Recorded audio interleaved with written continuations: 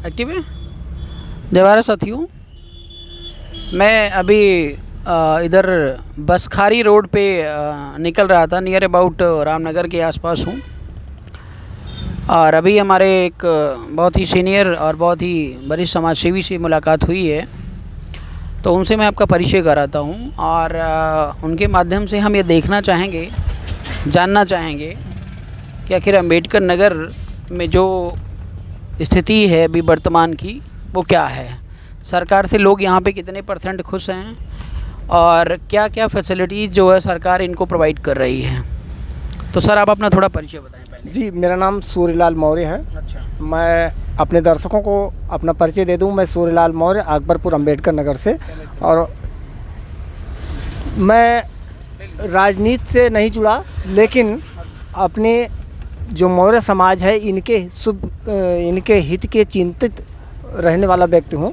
और आपको बता दूं कि यह है जो भाजपा सरकार चल रही है, कहने के लिए हम शुद्ध शाकाहारी सभी जातियों में मौर्य बिरादरी सबसे आगे है, और इनको इस सत्ता से कोई लाभ नहीं मिल रहा है, क्योंकि लाभ लेने वाली जगह इनको लात मारकर भगा दिया जाता है।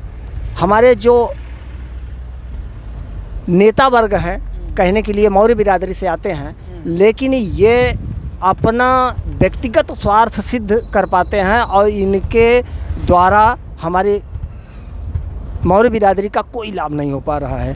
क्योंकि यदि लाभ देने वाली बात आती है तो यह व्यक्तिगत अपने अधिकार से भी जो लाभ पहुंचाना होता है, इनको एक निर्देशित किया जाता है। पार्टी जब दूसरी पार्टी में रहते हैं और वो जब मनमानी नहीं कर पाते हैं तो वो पार्टी छोड़ देते हैं। मनमानी का मतलब उनका व्यक्तिगत वो या तो स्वार्थ सिद्ध कर पाएँ और या तो वो अपने समाज को लाभ पहुंचा पाएँ।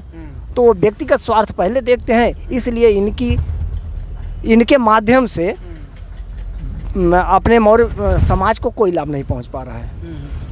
नहीं तो सिर्फ आप मौर्य समाज के लाभ की बात कर रहे हैं या और समाज का भी लाभ आप चाहते हैं? किस प्रकार का लाभ का मतलब क्या है? लाभ का मतलब जो सरकार द्वारा संचालित जितनी भी योजनाएं हैं, मौर्य बिरादरी का मकसद मेरा सिर्फ मिल ही नहीं पा रहा है। मौर्य बिरादरी से मकसद मेरा सिर्फ इतना ही था कि आम जनमानस जो सत्ता में काबिज हैं, उच्च वर्ग, इनसे फिल्टर होते हुए आते आते हमारे समाज या मैं कहूँ कि आम जनमानस तक इनकी योजनाओं का लाभ इनको मिल ही नहीं पाता। जो सत्ता पर हावी है वही लाभ ले पे आते हैं। अच्छा। तो अभी यहाँ पर स्थिति क्या है? आपके मौर्य समाज की स्थिति क्या है? स्थिति का मतलब समझ लीजिए कि एससी वर्ग से भी हम लोग दबे कुचले हैं। अच्छा। कोई लाभ नहीं शासन से ले लेकिन आप तो अपने आप को दलित नहीं मानते हो? मैं दलित क्यों नहीं मानता हूँ? तमाम लोग जो क्षत्रिय बन के घूम रहे हैं।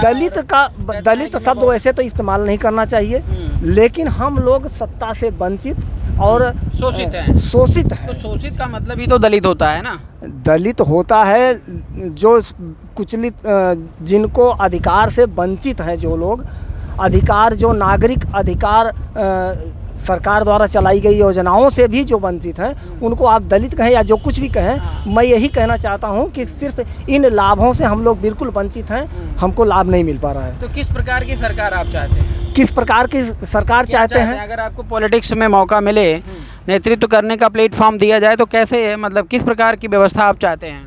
हम सरकार से क्या उम्मीद करते हैं? मैं यही उम्मीद करता हूँ कि जाके पैर न फटी बीमाई का जाने वह पीर पर आई। अच्छा। मेरे कहने का मतलब यह है कि जो शोषित नहीं रहा है उसको शोषित होने का दर्द कैसे महसूस होगा, यही मेरा उद्देश्य है।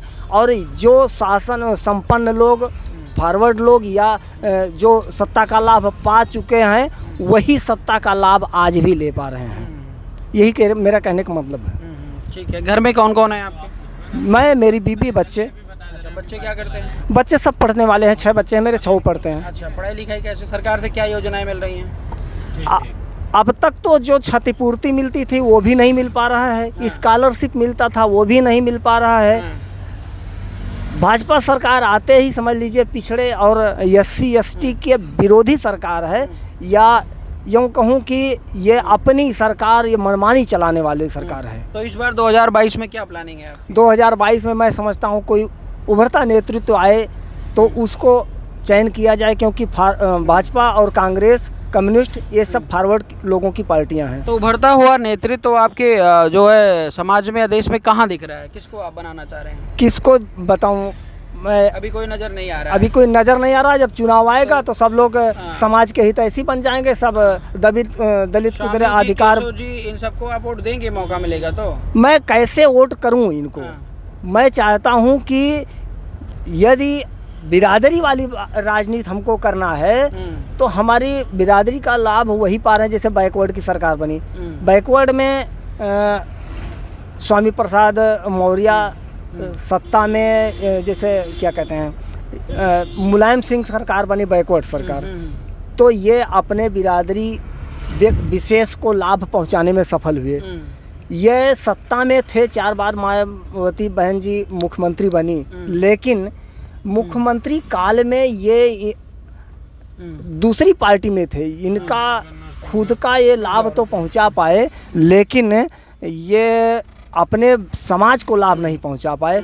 इसलिए मैं समझता हूँ यदि अपने समाज को आगे बढ़ाना है तो अपने समाज का कोई प्लेटफार्म होना चाहिए, व्यक्तिगत पार्टी होनी चाहिए, तभी अब समाज का भला कर सकते हैं, और अन्यथा नहीं हो पाएगा। नहीं तो हम तो ऐसी पार्टी का भी गठन किए हुए हैं जो अपने समाज को तो देखेंगे ही देखेंगे, साथ में हम किसी के साथ अन्याय नहीं करेंगे, ना किसी के साथ जो है अत्याचार करेंगे, ईमानदारी से मानवता के पथ पर चलते हुए तथागत गौतम बुद्ध, बाबा साहब भीमराव अम्बेडकर और सम्राट अशोक के उस जो है भारत का निर्माण करने के लिए हम लोग लगे हुए हैं। तो इसमें जैसे अभी कल हमारा एक इंटरव्यू हो रहा था, उसमें पूछा गया, पत्रकारों ने पूछा कि जनता आप पे कैसे विश्वास करेगी जी। तो हमारा ये कहना था कि अगर जनता को तो हम अपना सीना फाड़ के तो दिखा नहीं सकते हैं अभी से, ठीक है जी।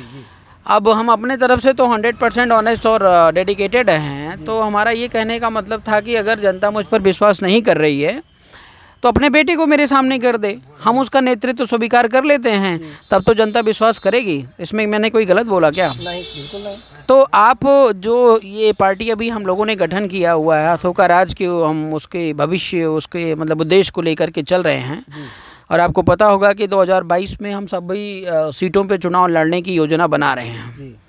और अब आपको ये लग रहा होगा कि जो है अगर ऐसे राष्ट्रीय अध्यक्ष जो है इस तरीके से मतलब वो आम जनमानस से मिल रहे हैं और एक तरीके से एंकर का भी काम कर रहे हैं, तो आपको कन्फ्यूजन ज़रूर हो रहा होगा। लेकिन मैं आपको बता दूं कि आज जो एंकर को पूछना चाहिए वो एंकर पूछते नहीं हैं। सबसे बड़ी समस्या ये है, जैसे सीएम के पास बैठते हैं, पीएम के पास बैठते हैं, आपने देखा होगा, तो जो क्वेश्चन रियल में होते, वास्तविक जो क्वेश्चन होते, कभी वो पुटअप नहीं किए जाते हैं, ठीक है ना। ऊपर के क्वेश्चन पुटअप करके और बाहर निकल जाते हैं, ठीक है।